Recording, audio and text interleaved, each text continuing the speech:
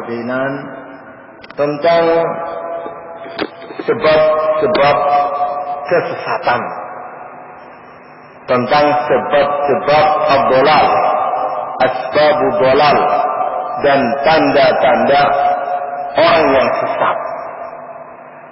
Kita angkat materi ini dan mudah-mudahan nanti kita bisa memberikan contoh-contoh.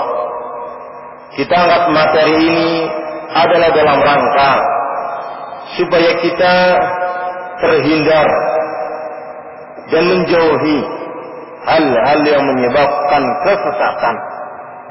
Sebagaimana sahabat Hudzaifah ibn Yaman kanu yas'aluna ar-rasul 'anil khair wa sa'altu 'anil syarr makhafatan aydrikani. Dulu para sahabat kebanyakan mereka bertanya tentang amalan kebaikan. Namun aku bertanya kepada Rasul tentang keburukan-keburukan. Kenapa beliau bertanya kepada Rasul tentang keburukan-keburukan, kejelekan-kejelekan, kesesatan-kesesatan? Bukan untuk dikerjakan, namun khawatir kalau kesesatan itu kita melakukannya. Khawatir kalau ternyata kita melakukan hal yang sesat, kita tidak tahu kalau itu kesesatan. Yang berujung apa? Kita merasa benar dalam keadaan kita sesat. Karena itu, pada kesempatan siang hari ini kita akan membaca sedikit tentang keterangan para ulama dan contoh-contoh mereka yang berkaitan asbabud dhalal, sebab-sebab kesesatan.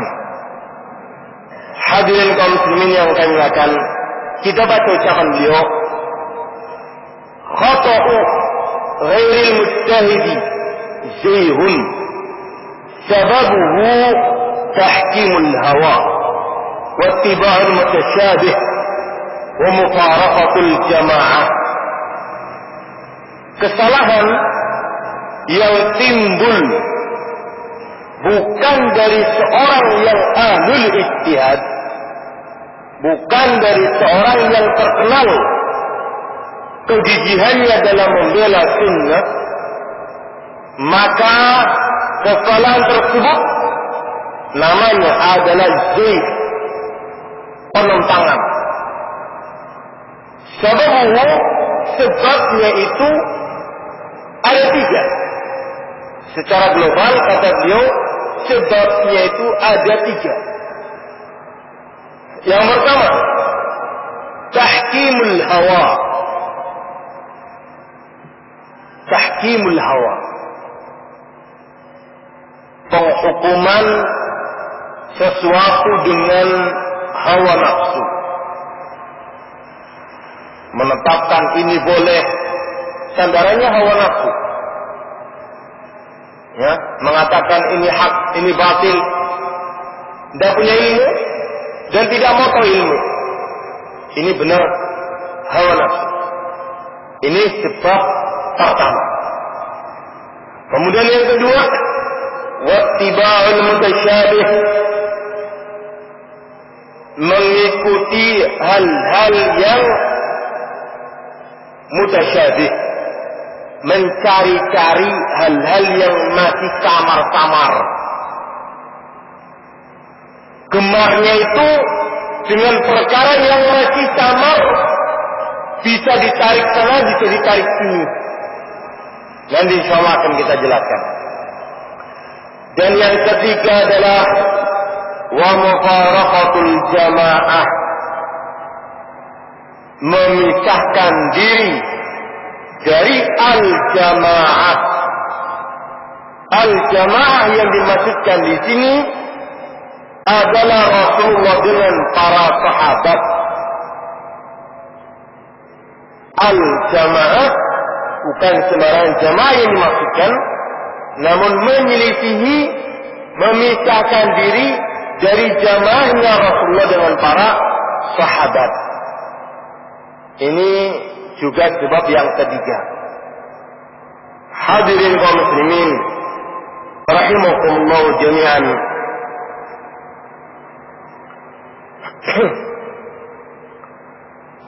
Kita ulas kembali kata-kata ini. Beliau mengatakan khata'u ghairil mujtahidi zayghun. Kesalahan seorang yang dia bukan ahlul ijtihad, maka itu namanya adalah zayghun, penentangan. Di sini beliau menyampaikan kepada kita bahwa seorang yang dolal, yang jatuh pada kesesatan, itu tidak langsung serta-merta kita katakan sesat. Namun kita lihat, jika seorang tersebut adalah ahlul ijtihad, yang dikenal kegigihannya dalam membela sunnah Rasulullah Sallallahu Alaihi Wasallam, dikenal seperti Imam Ibn Qudamah Al-Maqdisi, Al-Imam An-Nawawi, Ibn Hajar Al-Asqalani, Al-Imam Syafi'i, ulama-ulama besar yang terkenal kegigihannya dalam membela sunnah Rasulullah Sallallahu Alaihi Wasallam. Namun yang namanya manusia tetap saja manusia, jatuh pada kesalahan. Nah, ketika seorang yang alim dikenal kegigihannya membela Islam, berpegang dengan akidah yang benar, kok salah, tidak langsung orangnya dikatakan dia adalah ahli zayg, dia adalah penentang, dia adalah dolal, sesat. Tidak. Kenapa demikian? Karena kita yakin seyakin-yakinnya kalau seandainya ilmu yang hak sampai kepada beliau, pasti beliau rujuk kepada yang benar. Sebagaimana ucapan Imam Syafi'i, "Idza ra'aita qali yukhalifu qala ar-rasul fadribuha 'alal ha'id." Jikalau kalian mendapati pendapatku berbeda dengan sabda Rasul, maka lempar ke tembok-tembok, buang ucapanku itu. Fa inni qad uraji'u fi hayati wa ba'da mamati. Karena sesungguhnya aku telah rujuk kepada al-haq ketika aku hidup ataupun setelah aku wafat. Ini sikap kita kepada seorang yang dikenal bahwa dia adalah seorang al-zahbu al-sunnah, membela sunnah. Tidak dikenal kesengajaannya memiliki sebuah bid'ah. Tidak dikenal dia membela-bela pemikiran Mu'tazilah atau Asy'ariyah atau Jahmiyah. Tidak. Syekhul Islam Ibn Taimiyah manusia biasa juga. Yang namanya manusia tetap mahalul khata'u nisyan, tempatnya salah dan lupa. Orang tidak ada yang sempurna ilmunya sehingga memungkinkan salah dalam satu perkara. Namun beliau adalah seorang yang terkenal dalam memperjuangkan sunnah Rasulullah dan mengembalikan umat kepada pemahaman salafus saleh. Maka kesalahan yang seperti ini kita berhusnudzon. Kalau seandainya datang kepada dia ilmu yang menasihati, yang menegur, yang memperingatkan dan menjelaskan al-haq dalam perkara itu, pasti akan rujuk kepada yang benar. Karena memang beliau-beliau orang yang tidak adalah manusia-manusia yang tidak terkenal kepenentangannya, terhadap al-haq itu sendiri. Bisa dipahami hadirin? Qala Rasulullah disebutkan dalam sebuah hadis, "Idza ijtahada al-hakimu fa asaba falahu ajran, wa in akhta falahu ajrun wahid." Atau kama qala Rasulullah sallallahu alaihi wasallam. Apabila ada seorang ahlul ijtihad yang dia dikenal kesolehannya berijtihad dan benar, maka dia mendapatkan dua pahala, pahala usaha ijtihadnya dan pahala benarnya dia dalam berijtihad. Dan namun apabila salah, dia mendapatkan satu pahala, tidak dicela orang ini, tidak direndahkan orang ini, tapi salah dia tetap salah. Rasul mengatakan, "Wa in akhta'a," jika salah, tetap dikatakan Rasul salah, namun tidak kemudian dicela oleh Rasul. Bahkan Rasul mengatakan, "Falahu ajrun wahid," baginya mendapatkan satu pahala dalam ijtihad dia, keseriusan dia menumpahkan kemampuannya. Hadirin kaum muslimin rahimakumullah jami'an.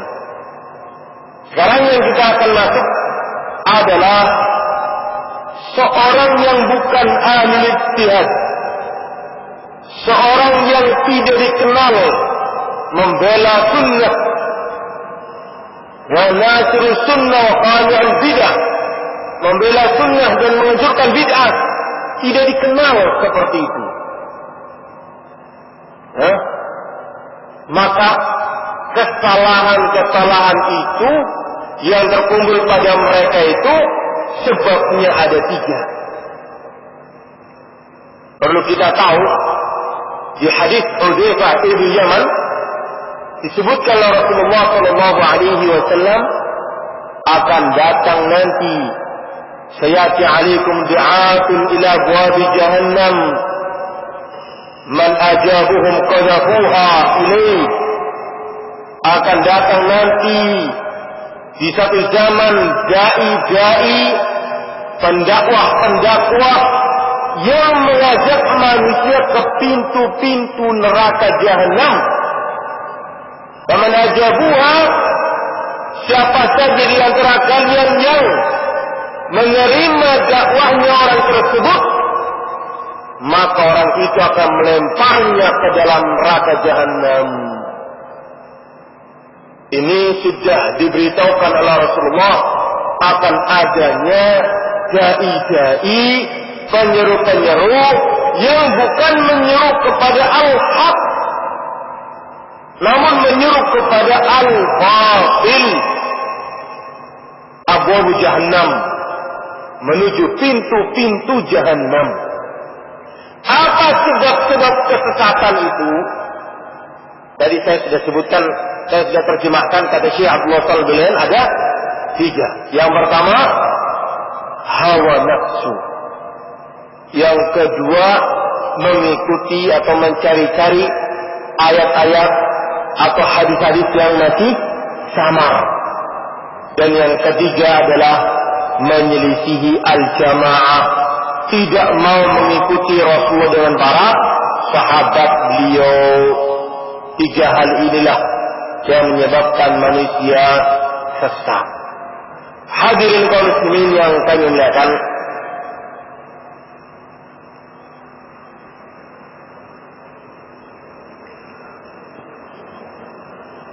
pada pembahasan yang pertama, tahkimul hawa, disebutkan oleh Allah Subhanahu wa taala dalam Al-Qur'an, iyattabi'una illa dhanna wa ma tahwa al-anfus. Dan tidaklah mereka orang-orang yang menelitimu wahai Rasul, kecuali mereka mengikuti sangkaan-sangkaan mereka belaka dan hawa nafsu mereka, mengikuti sangkaan. Ketika seorang menyelisihi Rasul, maka dipastikan amalannya dibangun di atas dua ini, sangkaan dan hawa nafsu. Apa itu hawa nafsu? Yang pertama adalah al-hawa, yang kedua an-nafsu. Al-hawa artinya adalah keinginan, selera, kemauan. Yang kedua an-nafsu artinya jiwa, hati. Seorang yang beribadah menyelisih Rasul atau beribadah namun tidak mengerti ilmu, ya, maka yang diikuti olehnya apa? Yang diikuti olehnya adalah hawa nafsu. Kemauannya seperti ini, maka dia seperti itu. Kepengen ini, dia lakukan. Kepengen ini, dilakukan oleh dia. Saya ingin berjihad. Melawan siapa ya? Oh, kafir, pateni. Semangat, tapi tanpa ilmu. Akhirnya salah dalam bergerak, salah dalam bertindak, salah jalannya. Hanya semata dibangun hamasah, kesemangatan saja. Ini banyak terjadi.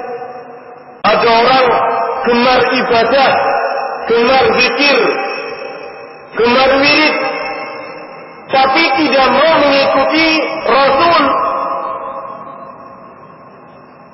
Imma karena dia tidak mau tahu ilmunya, bisa jadi karena dia tidak tahu ilmunya, bisa jadi memang dia nggak butuh ilmu. Karena yang diikuti kepengenanku, zikirku seperti ini ya seperti ini. Urusan Rasul lambuh. Orang arti. Ini model orang yang beribadah dengan hawa nafsu. Keinginan jiwanya sajalah yang diikuti. Nah, orang yang beragama dengan ini pasti sesat. Pasti sesat.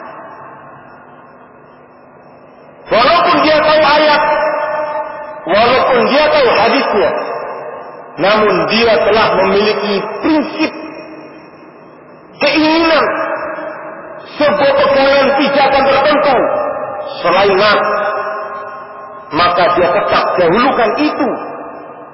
Itulah yang disebut dengan hawa nafsu. Bisa dipahami hadirin? Semua ahli bidah mau berbicara apa? Saya berikan contoh di sini. Misalnya beliau menyebutkan, saya sebutkan contoh tentang orang yang sesat, bahkan semua orang yang sesat itu karena hawa nafsu. Dia mengatakan, "Fathuhum li bab at-ta'wil al-fasid lin-nusus syar'iyyati biduni dalilin." Contoh hawa nafsu adalah menafsirkan satu ayat, menerjemahkan satu ayat dengan sebuah terjemahan yang berbeda dengan kenyataannya ada. Memalingkan kepada makna lain tanpa adanya dalil. Memalingkan satu ayat dari terjemahan yang nyata ke makna yang lain tanpa adanya dalil. Misal, untuk kami betul. Ada beberapa dalam agama kita yang memang perlu ditakwil.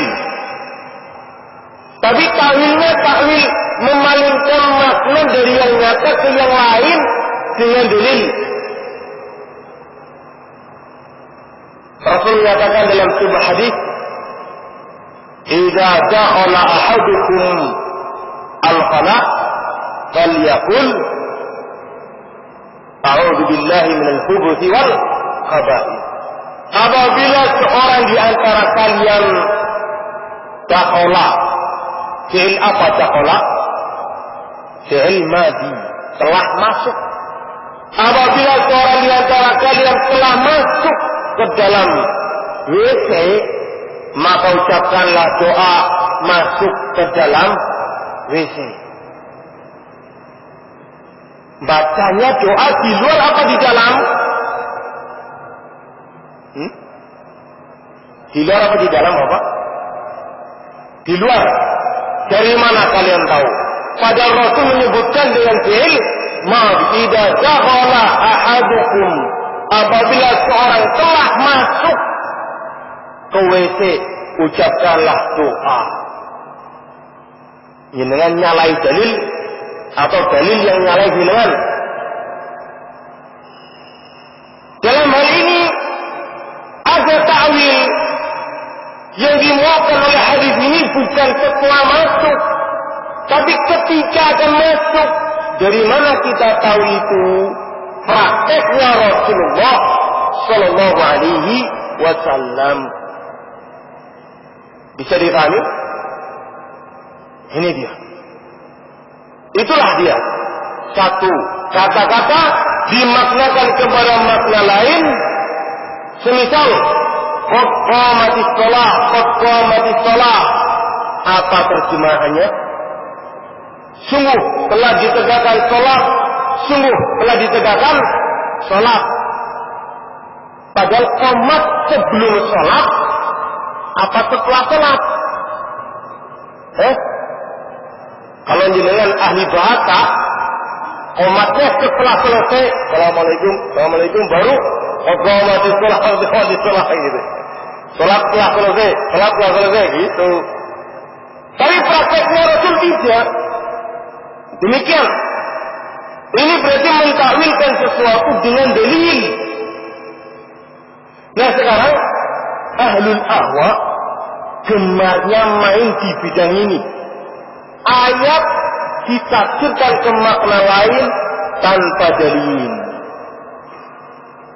Tapi penafsiran dengan hawa nafsu, sehingga orang yang tidak tahu akan menyangka hawa nafsunya si A berdalil dengan ayat itu. Ini mainan ahlul ahwa seperti itu. Membacakan hadis diterjemahkan ke makna lain yang sesuai dengan hawa nafsu, sehingga akan disangka hadis tersebut menguatkan dia. Bisa dipahami? Kita baca ucapan beliau.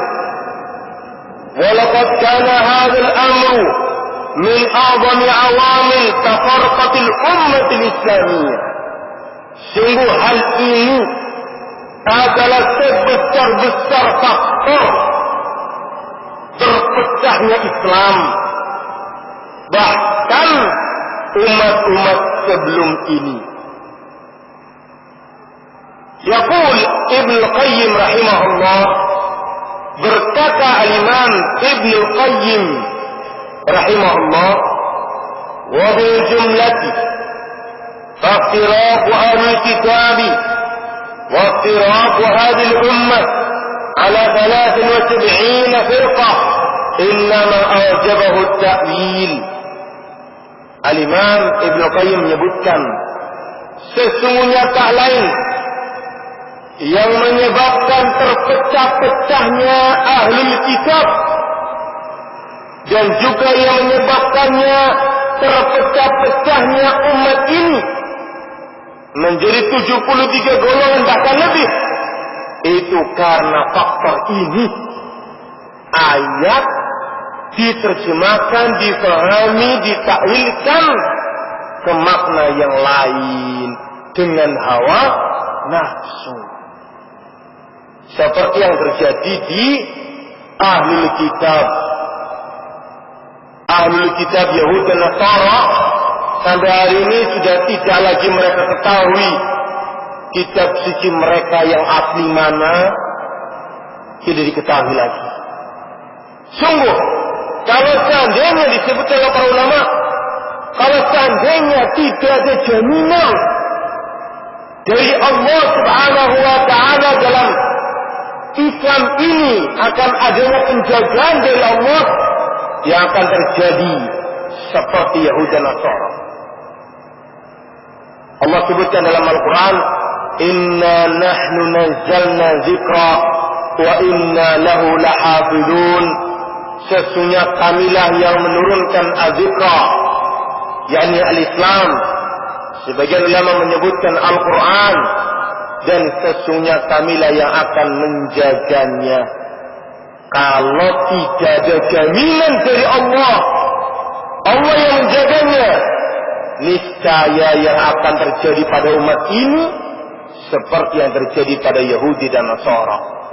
Kitab sucinya hilang yang suci. Adanya sudah campur tangan hawa nafsu. Ini dia. Kesesatan yang terjadi, saya sebutkan di sini, misal seperti Al-Imam Ibn Abi Al-Izzi dalam kitab Syarah Aqidah Tahawiyah menyebutkan, wa hal kharajatil khawarij wa i'tazilatil mu'tazilatu wa rafadatir rafid wa iftaraqatil umma ala thalath masalih firqah illa bita'wilil fasid. Kata beliau, dan bukankah kita telah melihat dalam sejarah, kata Syekh, kenapa kaum Khawarij mereka melawan Umar ibn Khattab, penguasa Muslim yang sah. Kemudian tak luput pula Utsman ibn Affan, tak luput pula kemudian Ali bin Abi Thalib. Sampai hari ini penguasa kaum muslimin, bahkan negara yang sekarang ini menegakkan tauhid, Bilad Saudiyah, negara Arab Saudi, yang di sana ulama-ulamanya kuat dan kokoh, pun tak luput dari sasarannya kaum teroris. Apa yang menyebabkan itu terjadi? Kata Syekh, coba lihat dalam sejarah, itu tidak akan terjadi kecuali karena ta'wilul fasid. Ayat ditafsirkan dengan hawa nafsu. Misalnya ayat apa? Di dalam Al-Quran Allah sebutkan, wa man lam yahkum bima anzalallahu fa ulaika humul kafirun. Siapa yang tidak berhukum dengan hukum Allah, maka dia kafir. Berdasarkan ayat ini mereka menafsirkan semuanya sendiri. Berarti pelaku dosa besar kafir, karena ketika dia melakukan dosa besar tidak berhukum dengan hukum Allah, kafir. Terus seperti itu mereka mengarahkan kaidah ini kepada para penguasa. Penguasa itu melakukan dosa besar, kafir. Terus siapa yang mengikutinya? Kafir. Siapa yang mengikuti orang kafir, maka dia kafir. Terus sampai semua orang dikafirkan sama mereka, kecuali awaknya cewek. Dan namanya manusia pasti punya salah, tapi mereka tidak mengatakan diri mereka juga kafir. Ini akibat apa? Hawa nafsu. Hadirin kaum muslimin yang kami muliakan, berulang kali kami sebutkan perbedaan antara ahli sunnah dengan ahli bid'ah adalah dalam hal ini. Ucapannya Al-Imam Al-Albani, Muhammad Nasiruddin Al-Albani rahimahullah, beliau mengatakan, ahli sunnah adalah yastadilluna awalan thumma yaqiduna thaniyan.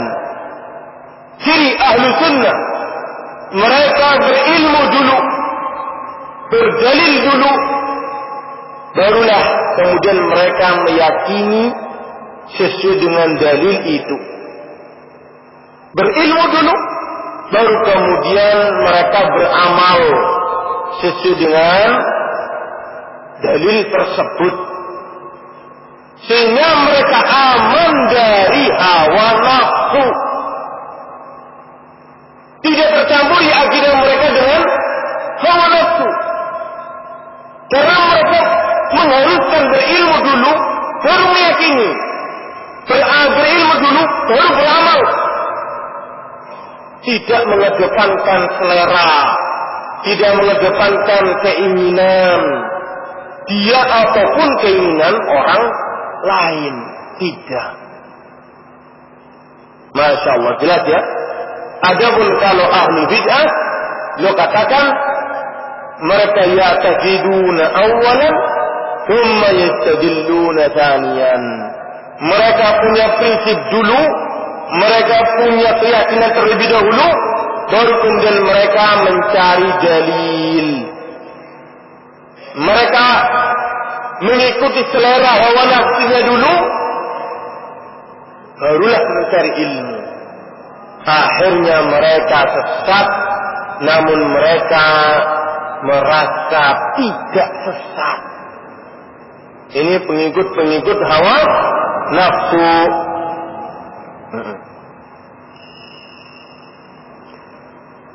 Contoh yang lainnya adalah seperti yang sangat jelas Mu'tazilah.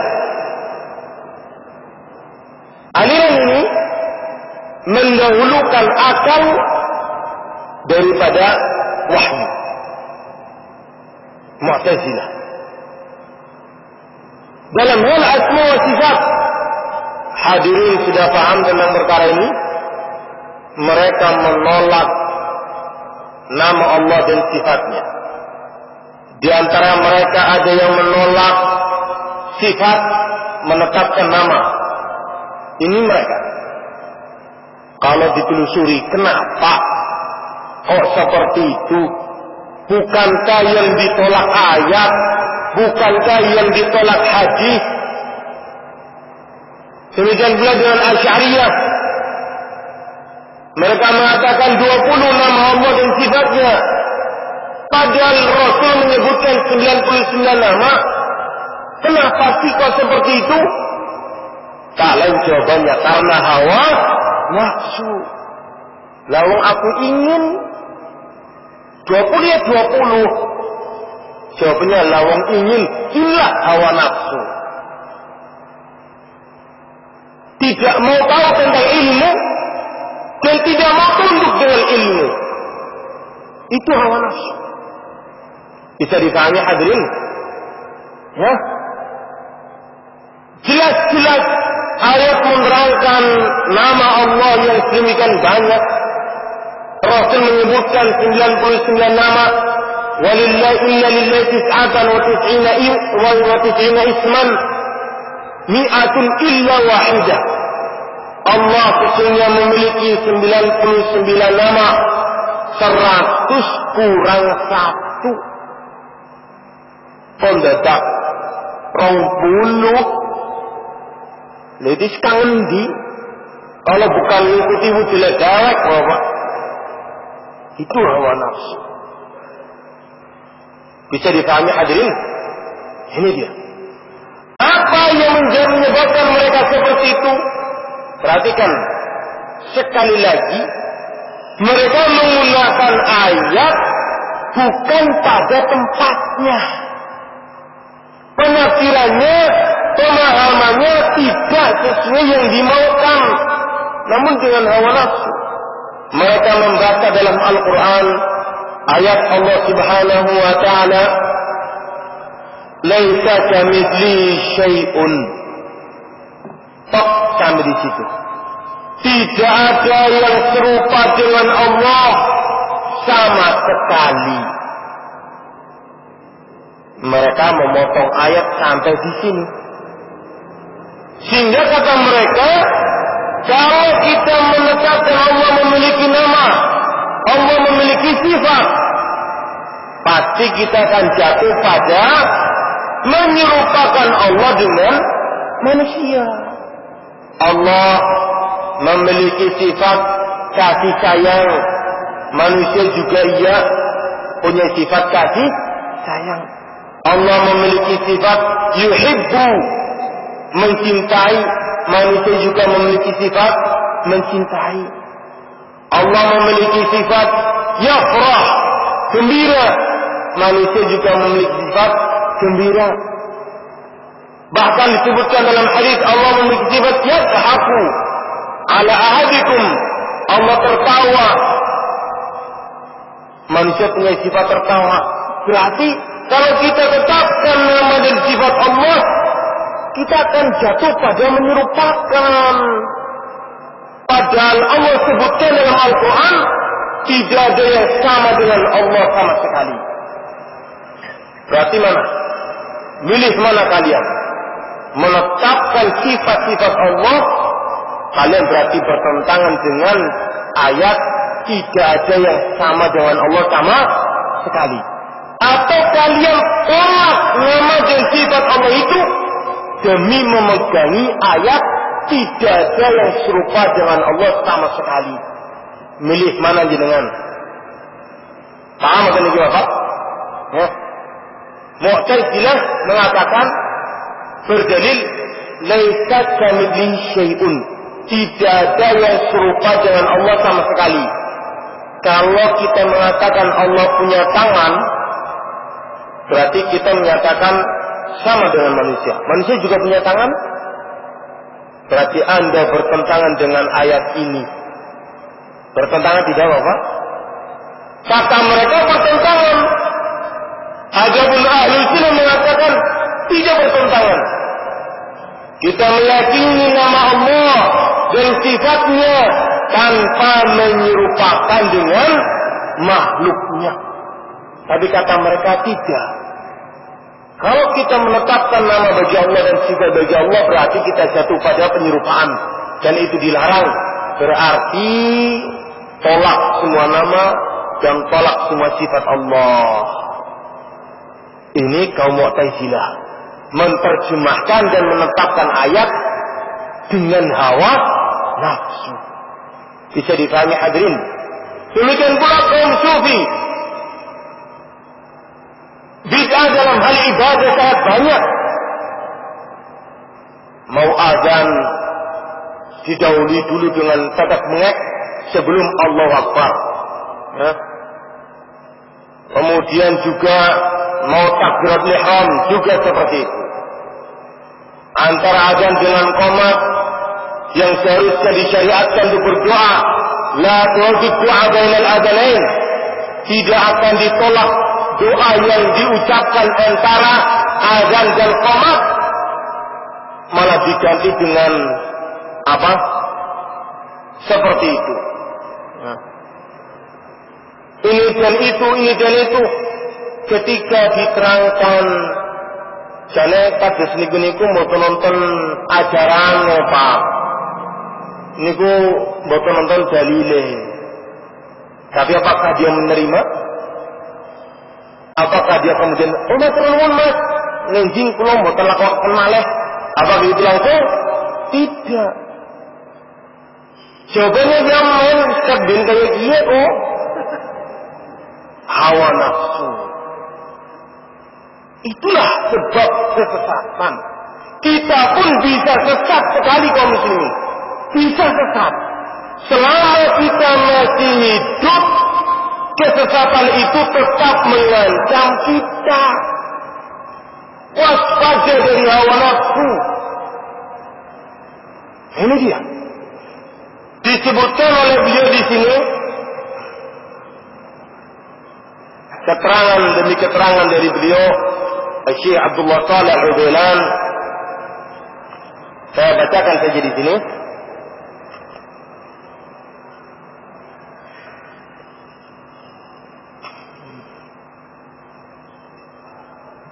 seorang itu bisa sesat padahal awalnya di atas al-haq. Ini perhatian bagi kita.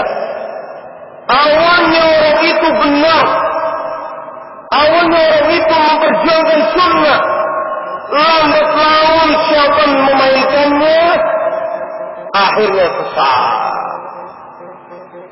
Perhatikan, saya bacakan di sini keterangan beliau. Fa'innal insana alaihi awalan ayyakuna amruhu lillah wa qasduhu ta'atan lillah fima amara bihi wa yuhibbu salah al-ma'mur wa iqamat al-hujja alayhi fa in fa'ala dhalika li talab riyasah li nafsihi wa li kayfatihi wa tanqis ghairihi kana dhalika khati'ah la yaqbaluha Allah wa kadhalika idha fa'ala dhalika li talabi sum'ah wa riya' kana 'amaluhu habitan. Kata beliau, sungguh seorang pada permulaan awalannya ayakuna orang itu adalah ikhlas karena Allah. Orang itu dalam berdakwah, dalam berjuang, dalam belajar, dalam rangka mentaati Allah, awalnya seperti itu.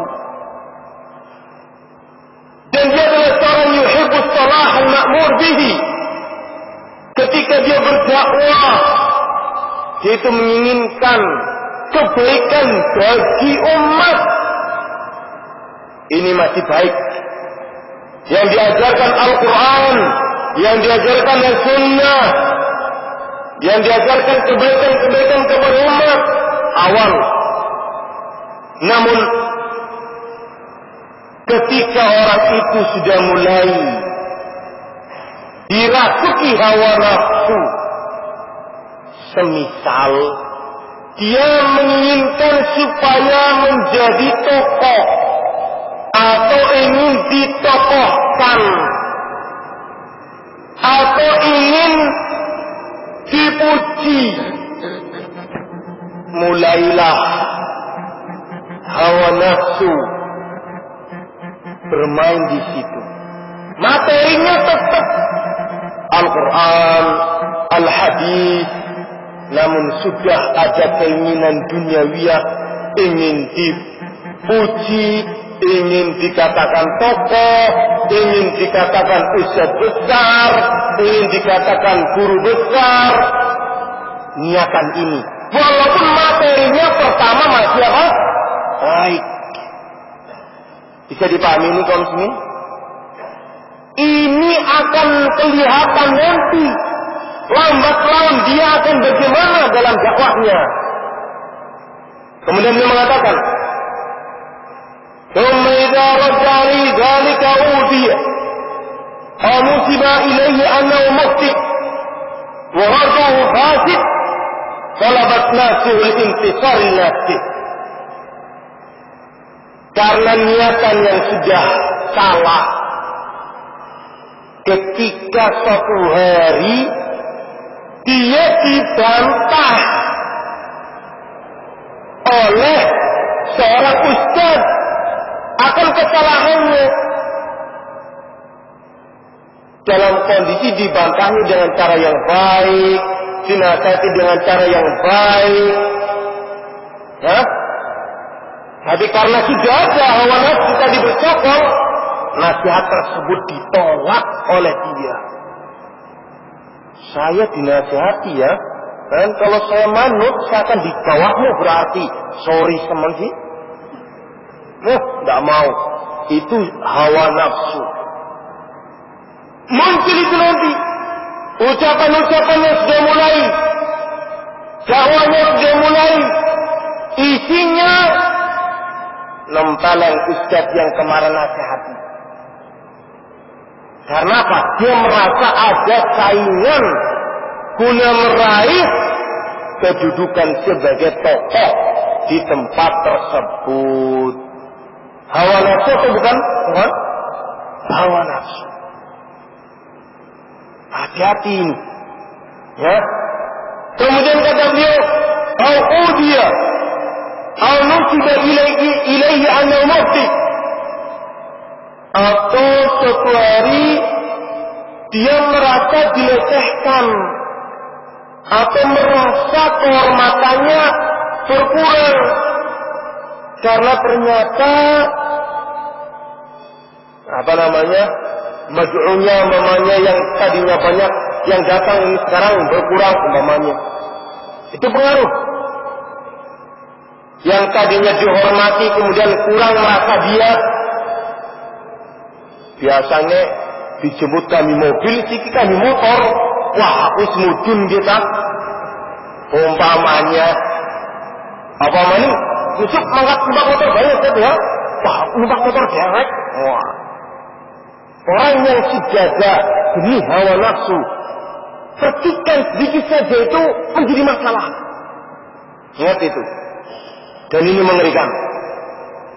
Sehari dua hari penyakit hati bermunculan terus. Akhirnya saya sudah tidak diterima di kalangan ahli sunnah. Nengok sih ahli bid'ah kayak apa. Mulai dia merangkul ahli bid'ah 1, 2, dimuliakan dia di sana. Wah, di panggonan enak dia. Mulailah dia syaitan memainkan hawa nafsunya. Tidak lagi melihat mana sunnah mana bid'ah. Yang penting kehormatan. Dan dia pun dengan dakwahnya membela-bela diri. Bukan ingin kebaikan bagi umatnya. Bisa dipahami kaum muslimin? Ini celah seorang sesat. Dan itu bisa terjadi pada hadirin. Ketika dia merasa dirinya sebagai ikhwan yang senior. Karena lamanya ngaji. Dari tahun 92 mamanya. Aku ngaji 92. Ning ilmune nek ditakoni usul Selasa apal wis tau. Apal ora wis tau kok makane. Ini dia. Karena ngajine kadang ngaji kadang cuma menang ket biyen tok. Kadang kala hawa nafsu dimunculkan merasa tersisi oleh orang-orang yang baru, merasa ini, merasa itu, hawa nafsu. Kalau sudah disokoni hawa nafsu, lihat sebentar lagi apa yang akan dia perbuat. Bisa merusak dakwah, tidak peduli dakwah sunnah yang dia rusak karena sakit hatinya. Na'udzubillah min dzalik. Hawa nafsu itu bukan ini? Hawa nafsu. Aywa. Hadirin kaum muslimin yang kami muliakan. Kemudian yang kedua, atau sebelum kita masih yang kedua, masih yang pertama. Setelah orang itu terjangkiti hawa nafsu, diingatkan, antum ini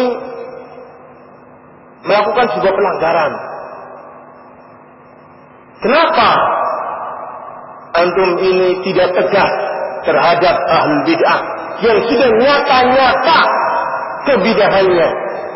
Taruhlah kalau seandainya masih belum jelas dalam rangka menasihati, mungkin. Tapi bagi mereka yang sudah jelas, bahkan sebuah lembaga yang besar internasional yang sudah ditahdir oleh para ulama, di mana-mana kalau mereka ini ada akan merusak dakwah. Kenapa antum masih bersama mereka? Kalau alasannya menasihati, masa bergabung sama mereka dan ikut serta program mereka? Diingatkan. Dan itu menyimpang mendekat. Karena Rasulullah telah wanti-wanti, hati-hati dari semua bid'ah dan jangan pernah toleransi dengan kebid'ahan, kecuali kalau dia awamnya yang kita masih bisa rangkul. nasihati, tegur dan ingatkan. Itu pun kalau seandainya tetap tidak mau, kita pun diwajibkan menjauhinya. Ketika dinasihatnya seperti itu, dia tetap saja dengan penyimpangannya, teguran peringatan sudah sampai tetap saja, maka dipertanyakan dia berjalan di atas hawa nafsu. Di antara sebab-sebab hawa nafsu adalah, kata beliau di sini, adamul insaf wa adamul i'tiraf bil ajzi fima lam yasil ilaihi ilmuh. Kata beliau, ini masih berbicara tentang hawa nafsu. Seorang tidak berlaku adil dalam ucapan dan perbuatannya. Apa berlaku adil itu, kaum muslimin? Adil yang dimaukan adalah wad'u syai' fi mawdi'ihi, meletakkan sesuatu pada tempatnya. Ini adil. Ya? Adil itu bukan berarti sama rata. Masa anak yang sudah umur 25 tahun dikasih sama dengan anak yang umur 5 tahun. Yang 5 tahun dikasih 500 perak cukup buat beli apa? Mendoan. Bimpun boten parang ya 500 perak kok, Pak. Yang dewasa kuliah atau di pondok dikasih kareng di pondok 500 baik. Ben adil kan dia dino. Aduh, adil itu bukan seperti itu. Adil itu meletakkan segala sesuatu pada tempatnya. Itu adil. Wad'u syai' fi mawdi'ihi. Lawan dari kezaliman. Kezaliman itu apa? Meletakkan sesuatu bukan pada tempatnya. Nah sekarang, sikap kepada ahlul bid'ah yang tepat dalam hal ini sudah kita bahas dalam pertemuan-pertemuan yang telah lewat, adalah wajib kita untuk menjauhinya dan mengingatkan umat dari bahaya ahlul bid'ah. Seperti disebutkan di sini ucapannya Imam Sufyan ats-Tsauri, al-bid'atu ahabbu ila iblis min al-ma'siyah wal ma'siyah yutab minha. Yang namanya bid'ah itu lebih dicintai oleh iblis daripada maksiat. Karena ahli bid'ah itu hampir-hampir tidak lagi diharapkan taubatnya. Adapun ahli maksiat masih bisa diharapkan taubatnya. Ini peringatan keras. Hati-hati dari bid'ah kalau demikian. Pelakunya tidak merasa dosa. Kapan dia akan bertobat? Masa saya akan bertobat dari ibadah? Waku bukan bawa? Waku. Antum mengingatkan orang, saya melakukan ini. Ini bid'ah. Padahal di dalamnya ada bacaan surat Al-Baqarah, surat Al-Imran, surat Yasin, surat ini. Jenazah ditampilin lagi ya. Sing bener banget kok masa tobat saking baca Al-Baqarah. Paham yang saya mau bawa? Iya. Karena apa? Ahli bid'ah dalam melakukan kebidahannya tanpa merasa salah, tanpa merasa menyesal. Ya bagaimana kok bisa tobat? Bahkan mereka akan semakin kokoh dalam memperjuangkan bid'ahnya. Tidak pernah padam. Disebutkan oleh Umar, oleh Ibnu Umar tentang bid'ah ini. Ibnu Umar mengatakan, "Mabtada'atil bid'atu illa zadat mudiyya." Tidak ada satupun bid'ah dimunculkan kecuali akan semakin tambah langgeng, akan semakin tambah menyebar, semakin kuat pelakunya. Wala turikati sunnah ila jadat hawiyya, dan tidaklah sunnah itu ditinggalkan satu demi satu kecuali akan hilang sunnah itu di daerah tersebut, akan hilang. Bahaya sekali kalau demikian bid'ah itu. Maka kita kembali ke permasalahan tadi di atas. Ketika seorang malah justru dia membela-bela bid'ah, dan dia malah justru berhadapan dengan orang-orang yang menegakkan sunnah, ini berarti tidaklah dia adil. Dia tahu yang seharusnya dia katakan batil adalah ahli bid'ah. Dia tahu itu, namun dia posisinya tidaklah adil, tidak menempatkan segala sesuatu pada tempatnya. Seharusnya yang sunnah yang diikuti, yang bid'ah ditinggalkan, malah justru sekarang terbalik. Kemudian yang berikutnya, yang menjadi penguat hawa nafsu adalah wa'adamul i'tirafi bil ajzi fima lam yasil ilaihi ilmu. Seseorang tidak mengetahui atau tidak mengakui kelemahan dirinya, tidak menyadari kelemahan dirinya, fima lam yasil ilaihi ilmu, dalam perkara yang tidak sampai padanya ilmunya. Ilmunya belum sampai ke sana, namun dia sok berbicara. Dia belum tahu hakikat pembahasan tentang asma wa sifat seperti apa. Tapi dia tidak mengakui dirinya itu lemah, tidak menyadari dirinya itu jahil.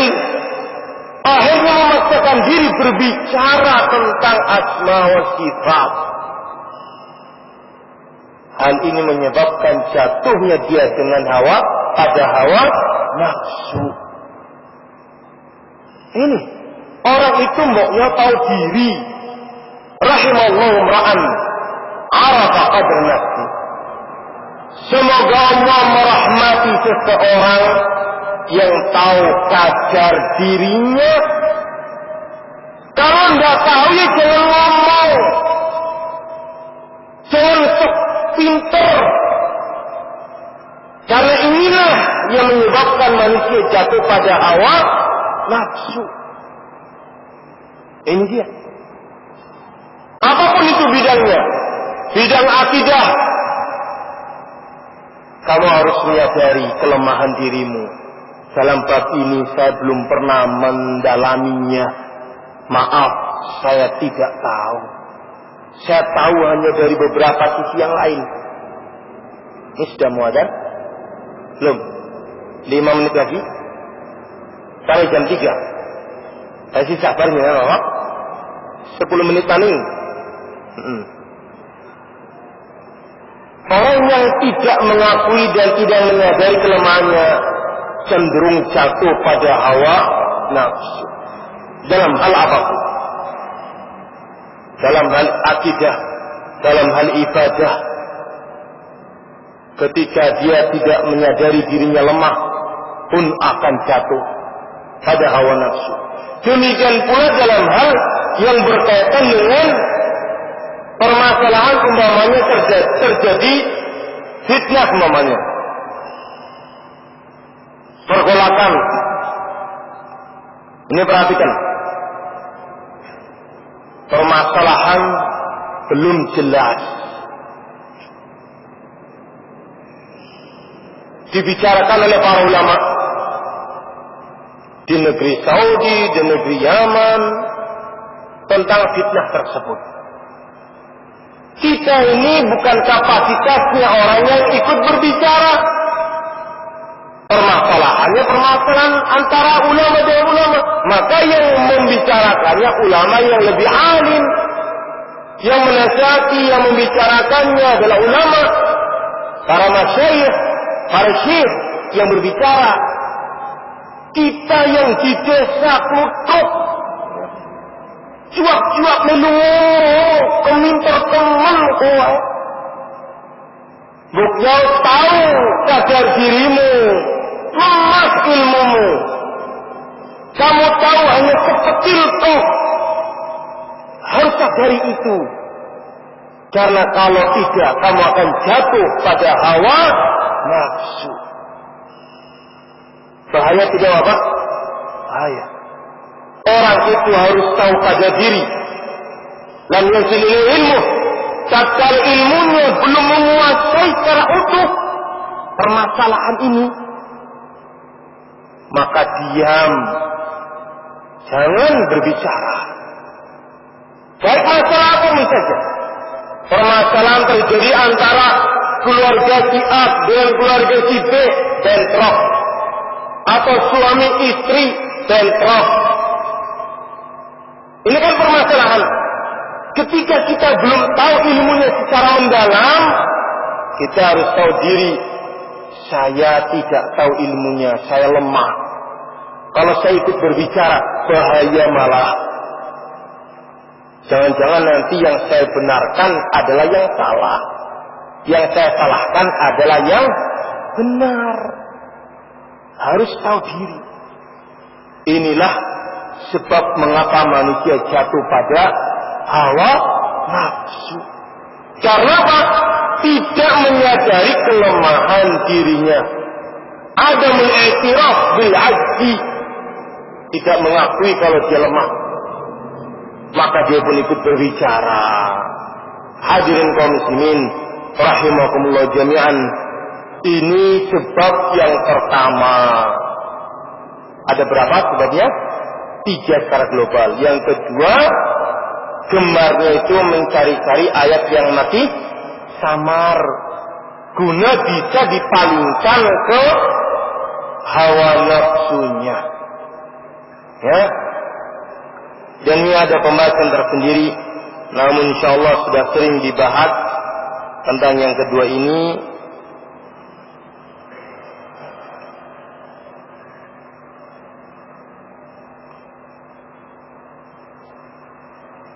Dan yang ketiga adalah mufaraqatul jamaah, menyelisihi al-jamaah, menyelisihi salafus salih, menyelisihi Rasulullah dengan para sahabat beliau. Wallahu a'lam bishawab. Sudah kan? Ya. Kita tutup dengan doa kafaratul majelis. Subhanallah. Assalamualaikum warahmatullahi wabarakatuh.